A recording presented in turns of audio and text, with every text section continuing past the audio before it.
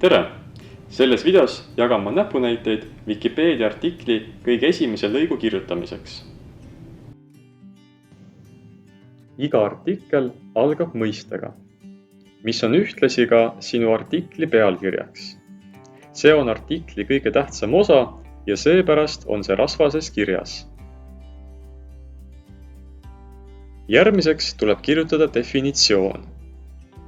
Definitsiooniga toimub mõiste sisu avamine. Definitsiooni kirjutamisel on oluline jääda lihtsaks ja selgeks. Kui vajad selle kohta rohkem infot, leiad selle Wikipedia leheküljelt definitsioon.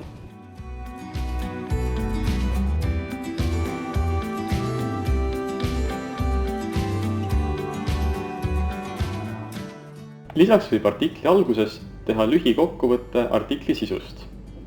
See annab lugejale ülevaate tähtsamatest faktidest. Kokkuvõtte võib kirjutada aga kõige lõpus, kui ülejäänud artikli sisu on juba paigas. Definitsioon on meil nüüd olemas. Edasi asume artikli sisu vormistama.